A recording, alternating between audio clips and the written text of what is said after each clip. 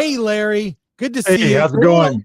No, Hey. you're a little early, but that's all good, man. Good to see you. So happy to have you here. We talked about the dark side of society. Alan saw it and was blown away.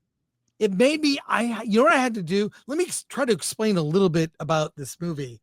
Society is a horror film from 1989, directed by Brian Usna. I believe his feature debut. Is that right?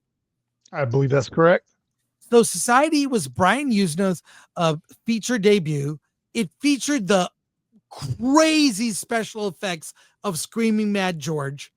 And it's about this high society family and a young teenage boy who feels maybe I don't fit in. Something is weird is happening behind the scenes with my very own family. And when he goes to he's getting the sense that strange things are afoot among the elites in his neighborhood, which leads to one of the most horrific third acts in horror history. Now, some people dismiss Society as being like, oh, well, the acting is not great or the dialogue's kind of cheesy. But it was one of those movies that was banned for a time and then got a resurgence.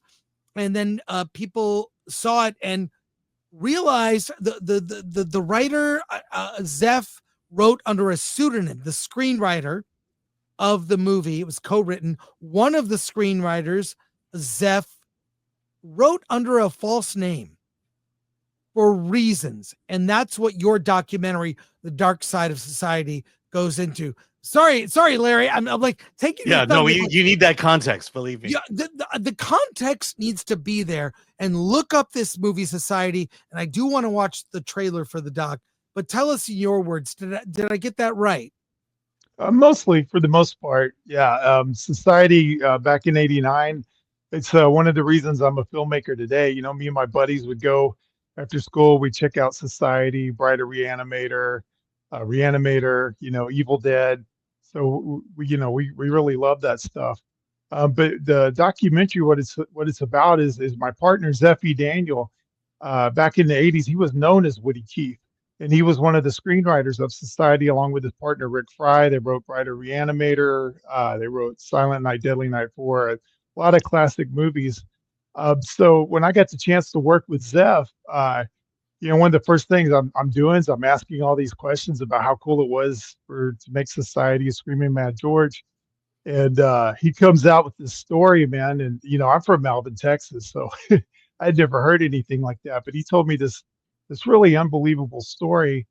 And as long as I've known him, the story's never changed, man. It's a pretty crazy story. And I guess long story short, some of Society is based on real life, his real life. Okay. So Society, you could read into it. I don't want to go too far. That there were Epstein-like things. Now, in Society, the movie Society, it's not what you think. It's something worse. It's something worse that I love the stuff because I watched Society recently. I found it on digital. I found it. And so they kind of imply this thing that snails keep coming up, these sort of creepy, like covered in goo snails keep coming up. And what I like in Society is the events are not really explained. They're not aliens, they're creatures that change their form to fit into society. But you could read into it some Epstein-like shenanigans. I'm saying this in the most polite way possible for YouTube. Yeah. But so Zeph, here, hold on. Let me just interject because please, Alan. I want to talk about why I connected with your documentary because I've never seen Society. People know that's not exactly my film, but I'm watching your documentary and this idea that Zeph had basically wrote a fictional screenplay and didn't really realize that that the events that he wrote about actually happened to him. And as he's describing these events, I have to tell you, there's been a person in my life who I've helped for years, who went through exactly what Zeph went through.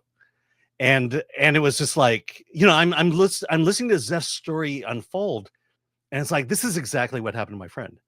And the way he basically, like, recovery process, you guys talk about that. I mean, we're talking about horrendous abuse that had gone on, and the recovery process was like, oh yeah, I remember, and so I'm watching your documentary, looking at my friend's life and the things that we've talked about, and just seeing those connections go all the way through, and to say that, because I think the issue, I think the conceit is that this story is so incredible it couldn't have happened, but it did. And I'm here to just to say, yeah, Zeph isn't the only one. There are other people who've gone through this, and it's, oh my gosh, the abuse, the mental, the psychological abuse. I'll throw out the dissociative identity disorder.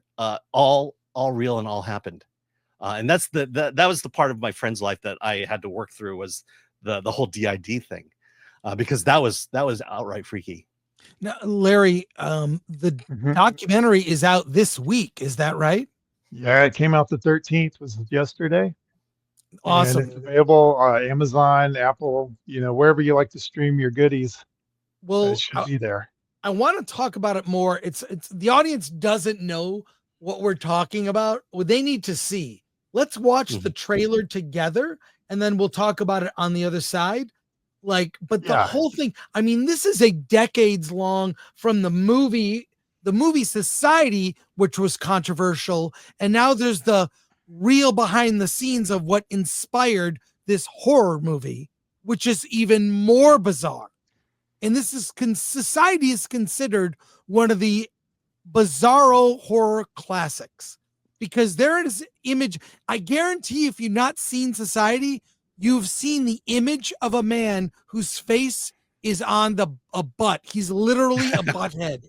You have seen that still. Okay. But this is the movie it comes from. And I knew Screaming Mad George back then. He was crazy. He was in a good way, in all the creative ways. Yes. Yeah. But let's watch the trailer together, and then we'll talk about it. Here we go. Don't get too hot. Society really, I guess, embodies that basic paranoid archetype. The notion that the whole world, the conventional civilization, society is lying to us. It is a microscope put onto an elite upper class. A lot of today's horror filmmakers like Gary Aster and Jordan Peele, you could just feel that they must have been watching this film on late night TV when they were growing up. The upper class, hey, you're a different species from us. Basic concept of this whole movie is the paranoia. The rich are truly different. I wrote the screenplay and didn't know what I wrote. In case you don't know this is real, it's real. It happened. When Woody Keith wrote the script for Society, he thought he was writing a piece of fiction. It turns out Woody was exorcising demons. This is an autobiography. You subconsciously or unsubconsciously wrote Society, not realizing that it was things that happened Literally. to you. Journey back through the rich history of California, and you will find Keith there. He wanted to please his parents. He wanted everything to be fine. He loved them. It's supposed to be a loving family, and yet some really unloving things happened. Well, what I saw when I was a child was, there was satanic ritual abuse involving children and adults being groomed for sex. Thought I was going to die. We're essentially being set up for sacrifice or use as fuel or breeding stock by a privileged, inhuman elite. Well, in the words of some of these people, like in the words of my own mother, it was like, well, that happens to everybody.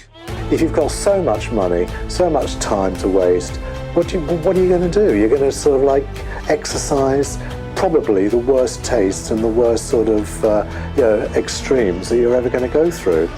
These people are everywhere.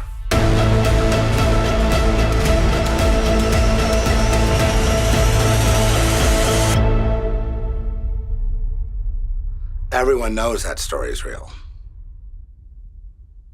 Oh my God, man. Okay. So how did you get in touch with Zeph? How did you guys connect and decide, are you sure you want to make a documentary exposing all this? Well, first off, we didn't connect with the intention of making this documentary. I'd made a couple of films, on my own as an independent filmmaker, and I actually was pretty fed up thinking about, going to get a job at Walmart and being a door greeter or something. Uh, but my wife said, "Hey, these guys are trying to get hold of you. They're hitting you up on your website and want you to do this film." I said, "What? Who is it?" And she told me it's Mike Muscal and this guy named Zeffie Daniel. And I said, I don't really know them. She goes, "You should look at their credits." And now I was looking, and Zeph was Woody Keith. Was his birth name. He was Woody Keith. And I was like, "Oh, this dude wrote, Bride of Reanimator, Society, and Michael had produced." I was like, Yeah. even if I don't make a film, I want to go have lunch with these guys and get to Yeah. know them. So long story short, they hired me to make a movie called Girl Next. And what they said to me is, said, "Look, we've seen some of your work. We like what you do.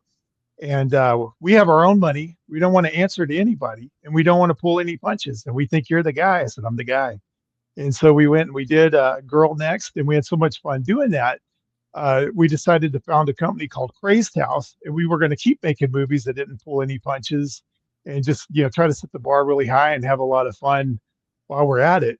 But during the process of making Girl Next and getting to know Zeph, we were on set one day, and I was asking him about Brian Usna and how cool was Screaming Mad George, and he just goes off into this story, his life story, and his story about his, growing up, being abused, and telling me the parts of society that, I was asking about, that part was based on real life. It was actually him, and how they tried to kill him, and it pretty much blew my mind.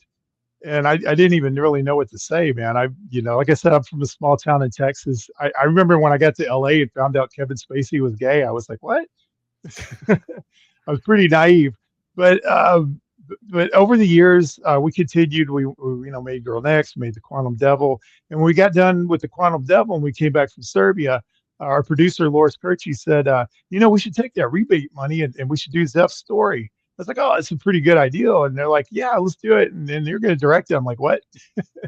uh, I don't do documentaries. I like to do fiction. I like to rip people's arms out of their sockets and control the narrative. And Zeph is a dear friend, and I really care about him. And I was really concerned. I was like, "Man, this is really personal, deep stuff, and you want to put it out there." And so I kind of talked myself into it, saying, "Okay, we'll do a behind the scenes of society." And I didn't even really know what I was doing. And long story short, it was really hard. It got really crazy. I was having nightmares. People were getting in fights and stuff, but somehow we came through it all, and we pulled the documentary together. And I can see now what's been really good for Zeph, and I think it's actually helped him process and heal from some of this stuff by being able to get it out there. Because for years and years, people, he said, they just dismissed him as crazy and wouldn't take him seriously. It's a different world today.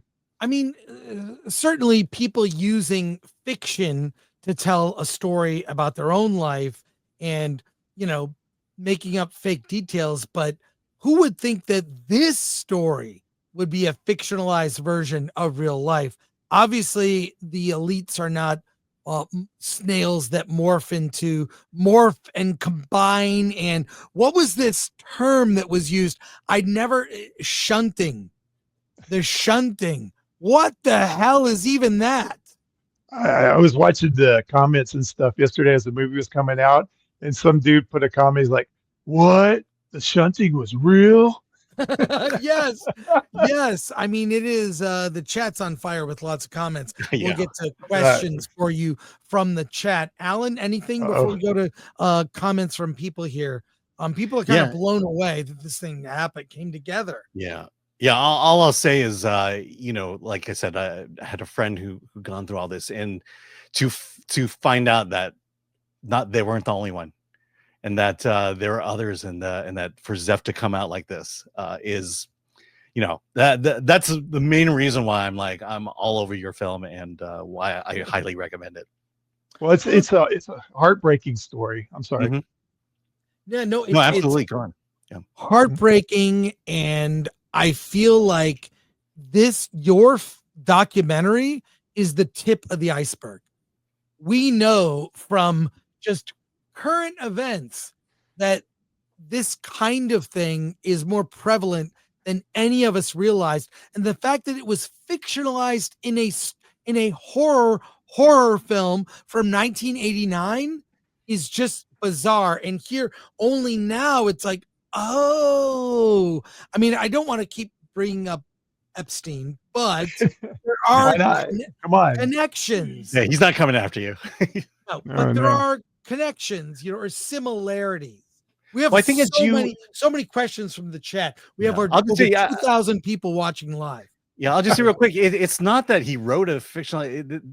What you bring out in the documentary is he wrote it thinking he was writing fiction, not realizing that he was actually writing about his repressed memories.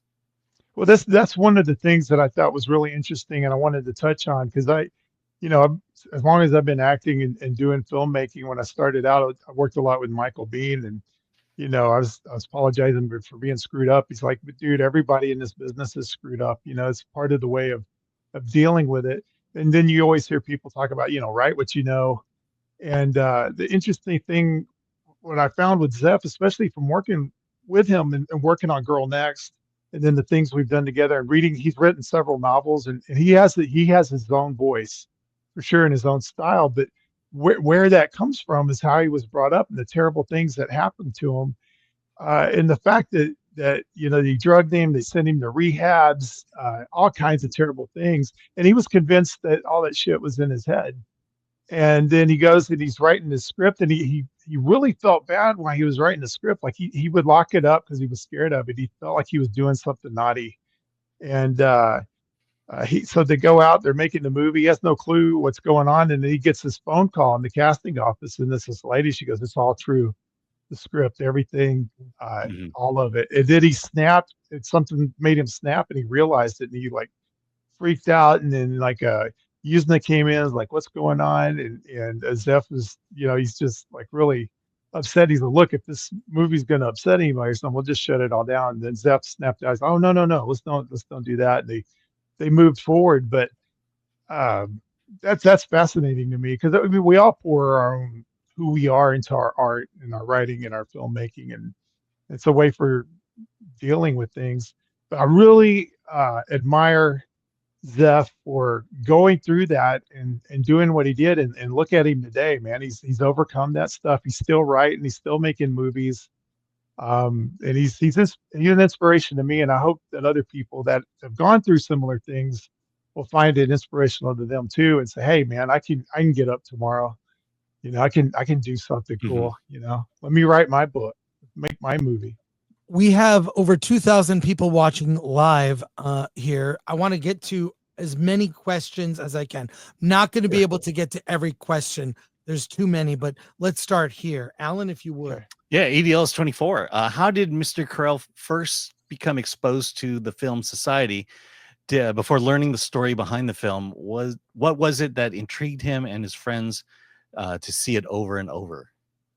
Well, like I said, when I was a kid, man, that's what we did. We'd get out of school, we'd hit the video store, we'd grab a big pizza, and we'd go back to somebody's house. We'd take turns, and it was either Freddy Krueger or Evil Dead, and why not watch them over and over? I mean, Bruce Campbell and The Thing with the Hand and all that. It was just so wild. In fact, I even did my first haunted house back then when I was in high school. And I recreated all the scenes from all the movies I love. So I was just fascinated with it. But, had I grown up in California, I probably would have been an FX guy, because I was at home putting, pancake make on my face and doing toilet paper and latex Freddy Krueger and peeling my eyebrows off because I didn't know to use a release with the latex. I guess you've never been through that. It's horrifying. It's funny if you get to watch somebody pull their eyebrows off. Christopher, Moonlight Productions. I've seen Society, and I've talked to people who have told me they escaped Hollywood satanic cults that work in the film industry. I'm very curious to see this doc and see if it tracks. Cheers. From my perspective, yeah, it tracks. Yeah, from mine too. I've learned way more than I ever wanted to know about Hollywood and behind the scenes. Just how evil people can be. Well, there's one thing I want to interject here that it's not in the documentary. Nobody knows, but Zeph is Beverly Hills Society. He grew up out there. His grandfather, helped Walt Disney start Disneyland. He helped the Hiltons start the hotel chain. I mean, so Zeph has these wild stories like growing up and playing with Jack Palance's kids and messing around with the drums. And Jack Palance opens the door and says, "Hey, knock that off." And can you imagine like that? So he grew up out there, and he has all kinds of stories. And I really admire the fact that he would like go down to the Writers Guild as a kid and just check out scripts and just there and read Milius and read Rocky. So I mean, he's really out of all the people I know who say they're screenwriters, he's probably the only real one that I know. More questions or comments here. Yeah, Sons and Shadows. Let's start. Let the shunting begin. You've seen this movie, you know what that means. Yes. ADLS24. Do you have any knowledge of the proposed sequel to Society that was talked about over a decade ago? I do. Actually, Zeph and Brian Usna got together and they wrote a novelization of Society, and then they've been working on Society 2. And then Brian has a version he was working on by himself. And you know how heartbreaking it can be in this industry chasing financing and stuff. Yeah. So it's been on and off again. But somebody wants to help out with the financing. We can all see it pretty quickly. Yeah, because Hollywood doesn't want to finance it. Well, I was going to say Society 2 could take place on an island. Yeah, I mean, it could take place anywhere. Change of ways. All the things to be outraged over. You bring up kids being used. It's like shouting into the void. No one wants to touch it. It's too hard to believe, but it's an incredibly dark reality. Yes. Yeah, absolutely. Yeah. AD Ellis, with the current trial of Diddy occurring as we speak, why is there an appetite now within culture to finally tackle the depravity of the elites? Why were those different in the 80s and 90s? I mean, from my perspective, it was... A, you weren't going to be believed if you told your story, and B, there are very powerful people who want to keep that story hidden. Yeah, it's almost like a currency, the way that I understand it back then, and it's been going on a long time. Yeah. And we would hear the worst we would hear all the way down in Alvin, Texas, would be like the casting couch, and kind of a light-handed touch, but you hear it from Zeph.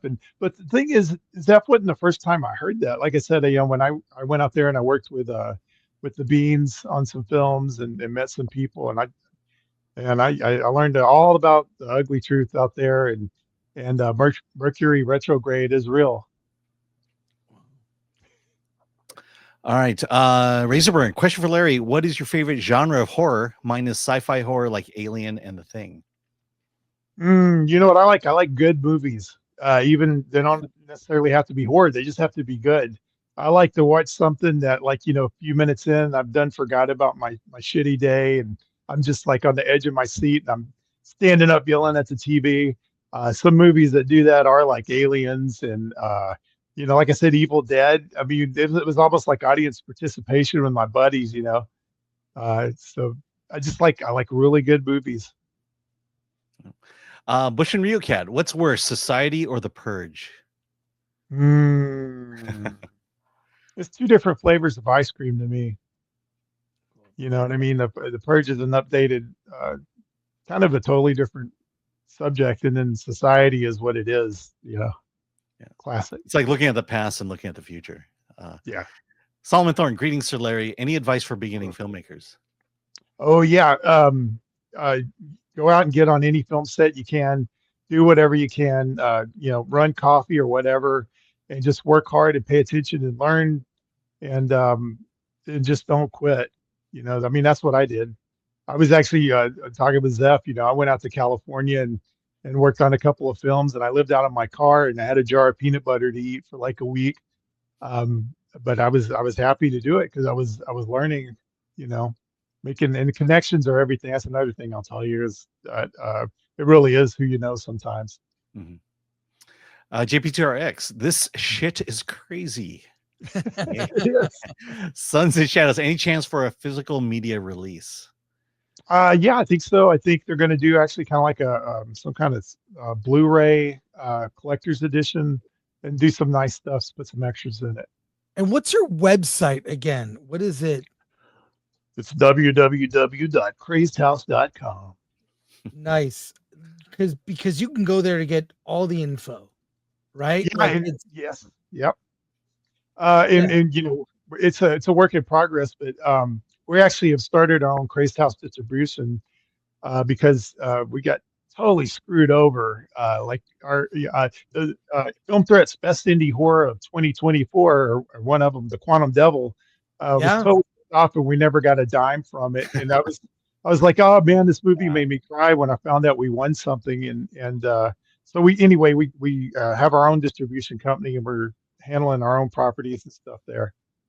Well, go to crazedhouse.com or look up The Dark Side of Society on all the platforms where you can buy or get films on VOD and DVD coming soon, I hope.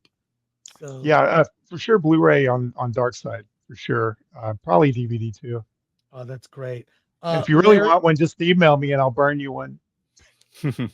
well, not now. Let's get it released. I'd rather buy it. I'd rather support. Oh, I didn't say for free. Okay, good. What time's valuable, Mr. Gore? Well, Larry, thank you so much. This is your film is already on our short list for award this in the documentary category. I mean, it's a no-brainer. Yeah, is this about movies making movies? That documentary? Yeah, it's about that, but also best documentary. I mean, Yeah. it's fantastic. Larry, thank you so much. Whenever you have a new movie, please come to us. We want to talk to you.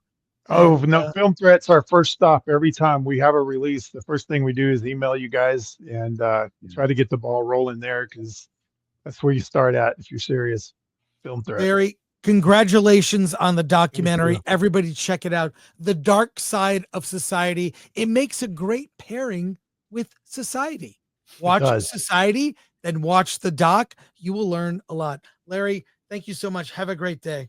Thank you, guys.